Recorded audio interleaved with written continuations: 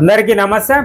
వార్తలు చూద్దాం. పెద్దపల్లి జిల్లా ది గ్రేట్ రామగుండం మున్సిపల్ కార్పొరేషన్ల గతంలో చెప్పుకున్నాం 50 డివిజన్లను 60 డివిజన్లుగా మార్చబోతున్నారు, విభజన కార్యక్రమాలు జరుగుతున్నాయి అని చెప్పారు కదా. ఆ అంశం గురించి సాక్షి జర్నలిస్ట్ అన్న ఓ వార్త పట్టుకొచ్చిండు. ఆ వార్త ఏందో చూద్దాం. ఇక రామగుండంలో 60 డివిజన్ల పునర్విభజనకు కసరత్తు, మారనున్న బల్దియా స్వరూపం, ఓటర్ల జాబితా రూపకల్పనలో వార్డు ఆఫీసర్లు, రెవెన్యూ అధికారులు 4 గ్రామాలను విలీనం చేసి ఓట్ల లెక్కింపు, నేడు డ్రాఫ్ట్ నోటిఫికేషన్ విడుదల చేసేందుకు అవకాశం. మనందరం గతంలో మాట్లాడుకున్నాం, ఏ ఎలక్షన్లు వస్తాయి, స్థానిక సంస్థల ఎన్నికలు జరగబోతున్నాయి, రామగుండం కార్పొరేషన్లో 60 డివిజన్లు కాబోతున్నాయి, ఇక ఆ నాయకుడు మలుస్తాడు, ఈ నాయకులు మలుస్తారు, లేదంటే డివిజన్లలో రిజర్వేషన్లు మారుతున్నాయని చెప్పేసి ఆ మధ్య ప్రచారం జోరుగా సాగింది. ఇక ఇప్పుడు అదే అంశాన్ని మళ్ళీ తెర మీదకి తీసుకొచ్చారు. ఏంటంట అంటే రామగుండం మున్సిపల్ కార్పొరేషన్ 60 డివిజన్లలో 60 డివిజన్లుగా మారబోతోంది అని చెప్పేసి చెప్తున్నారు. మరి గతంలో చూసుకుంటే 50 డివిజన్లు చేసినప్పుడే ఇప్పుడు వీళ్ళు లెక్క పెడుతున్న ఓట్లను మనకున్న సమాచారం, మనకున్న అంశాల ఆధారంగా మాట్లాడుతున్న అంశం ఏంటంటే గతంలో ఆ గ్రామాలను కలిపే 50 డివిజన్లు చేసిరు. మళ్ళీ ఇంకేమైనా కొత్త గ్రామాలను కలిపే అవకాశం ఉందా? లేదంటే కొత్త గ్రామీణ ప్రాంతాలు ఏదైతే రామగుండం పరిసర ప్రాంతాలలో ఉన్న గ్రామాలను కలిపే అవకాశం ఉందా? ఇటువైపు ఎలకలపల్లి గతంలో ఉండేది, లక్ష్మీపురం గతంలో ఉండే కథ, మరి ఇప్పుడు ఏ గ్రామాలను ఇందులో కలపబోతున్నారు, ఎట్లాంటి అంశాలను కలపబోతున్నారు? మరి ఒకవేళ రామగుండం మున్సిపల్ కార్పొరేషన్ కనుక 50 డివిజన్ల నుంచి 60 డివిజన్లుగా మారితే రిజర్వేషన్లు మారే అంశం ఏమైనా తెర మీదకి వస్తుందా? నిజంగా ఇవన్నీ మాట్లాడుకోవాల్సిన అంశమే.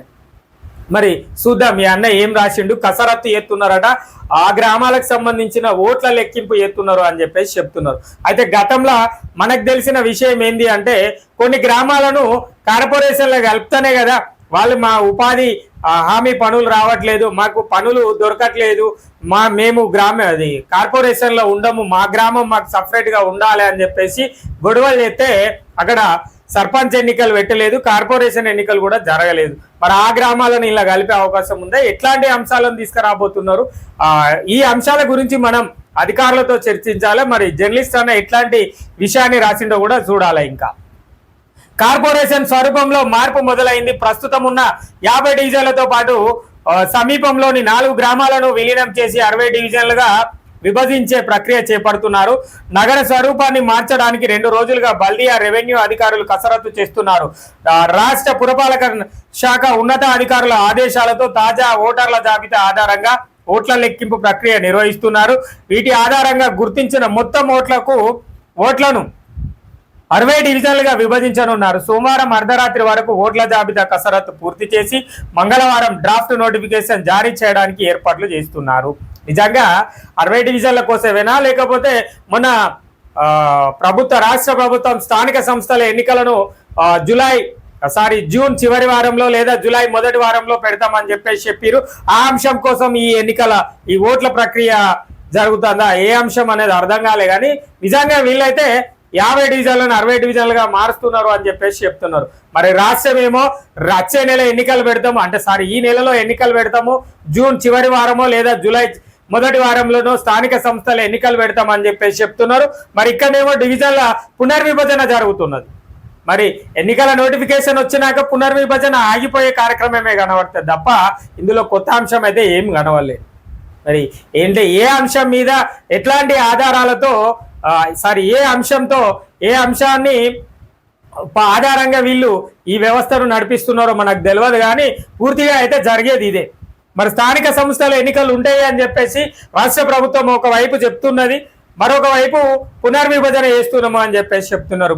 ఇదే సాక్షి దినపత్రికలో ఈరోజు కరీంనగర్ జిల్లా కేంద్రమైన కరీంనగర్ పట్టణంలో కూడా పునర్విభజన కోసం ఇచ్చిరు. అంటే ఎన్నికలు జరిగే అవకాశం ఉందా లేదా అన్న అంశం కూడా ఆలోచించాల్సిన అవసరం ఉంటుంది ప్రజలారా.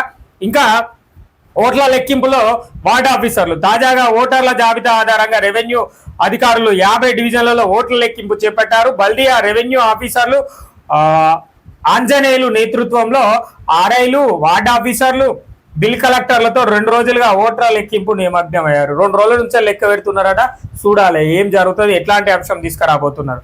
ఇక 4 గ్రామాల ఓట్లు కూడా 4 గ్రామాల్లోని ఓట్లను కూడా నగరపాలక సంస్థలో విలీనం చేయడానికి తాజా ఓటర్లను కూడా లెక్కిస్తున్నారు. రామగిరి మండలం వెంకట్రావుపల్లె, పాలకుర్తి మండలం ఎల్కల్పల్లి, అంతర్గా మండలం లింగాపూర్తో పాటు కుందనపల్లి గ్రామ పంచాయతీ పరిధిలోని అక్బర్ నగర్ లోని తాజా ఓటర్లను కూడా లెక్కించి నివేదికను తయారు చేస్తున్నారు. ఇప్పటికే ఈ 4 గ్రామాల విలీన ప్రక్రియను ప్రభుత్వం ఆమోదించేది గతంలో జరిగిన అంశమే. గతంలో ఈ 4 గ్రామాల గురించి వెంకట్రావుపల్లె, లింగాపూర్ గ్రామము, అదే విధంగా అక్బర్ నగర్ కొత్త ప్రాంతము, తర్వాత కుందనపల్లి, మాకు గ్రామాలే ఉండాలి, మాకు ఉపాధి అవకాశాలు కోల్పోతాము, మేము మున్సిపల్లో ఉండము అని చెప్పేసి గతంలో చెప్పిర్రు. మరి అదే అంశాన్ని తీసుకొచ్చి మళ్ళీ కలుపుతున్నారు. మరి ఇవి కలిపితే 60 డివిజన్లు అయ్యే అవకాశం ఉందా, లేదంటే 50 డివిజన్లలోనే కొనసాగించే అవకాశం ఉందా?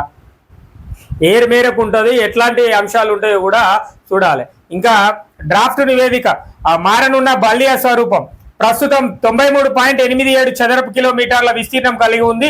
ఇప్పుడున్న 50 డివిజన్లతో పాటు సమీపంలో 4 గ్రామాలను విలీనం చేసి 60 డివిజన్లుగా విభజిస్తే బల్దియా స్వరూపం 99.5 చదరపు కిలోమీటర్లు విస్తరించనున్నదని అంచనా వేయనున్నారు. దీనికి తోడు బల్దియా జనాభాతో పాటు ఓటర్ల సంఖ్య కూడా పెరుగుతుంది. నేడు డ్రాఫ్ట్ నోటిఫికేషన్ జాబితా ఆధారంగా ఓటర్ల సంఖ్య లెక్కిస్తున్న అధికారులు సోమవారం అర్ధరాత్రి వరకు జాబితా పూర్తి చేయాలనే లక్ష్యంతో ఉన్నారు. జాబితా ఆధారంగా డ్రాఫ్ట్ నోటిఫికేషన్ జారీ చేయడానికి ఏర్పాట్లు చేస్తున్నారు.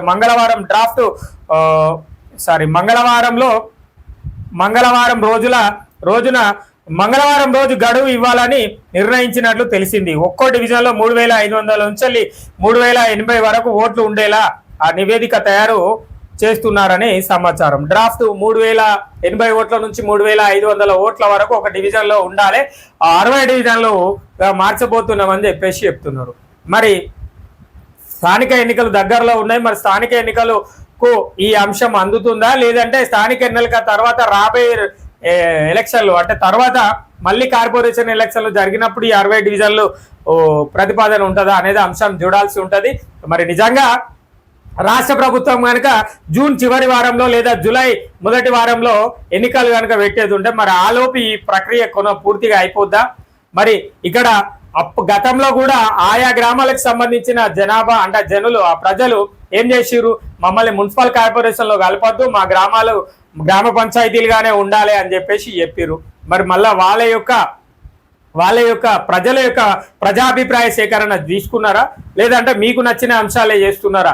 రామగుండం మున్సిపల్ కార్పొరేషన్ అధికార యంత్రాంగం ఎంత చక్కగా పనిచేస్తుంది అంటే నిన్న చూసినాం మనం ఆ అంశం గురించి తర్వాత మాట్లాడుకుందాం. కానీ మరి ఇక్కడున్న 60 డివిజన్లు పునర్విభజన జరిగితే ఖచ్చితంగా 50 డివిజన్లను 60 డివిజన్లుగా మారిస్తే మరి రామగుండం మున్సిపల్ కార్పొరేషన్ లో ఉన్న డివిజన్లోని కార్పొరేటర్ల ఎన్నికలప్పుడు అంటే స్థానిక ఎన్నికలప్పుడు రిజర్వేషన్లు మారే అవకాశం ఉంటుందా, లేదంటే పాత రిజర్వేషన్ ఆధారంగానే ఎన్నికలు నిర్వహిస్తారా?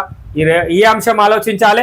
లేదంటే నిజంగా 50 డివిజన్లు 60 డివిజన్లుగా మారబోతున్నాయా అన్న అంశం కూడా ఆలోచించాల్సిన అవసరం ఉంది ప్రజలారా. ఇది రామగుండం మున్సిపల్ కార్పొరేషన్ లో 60 డివిజన్ల ముచ్చట్లు.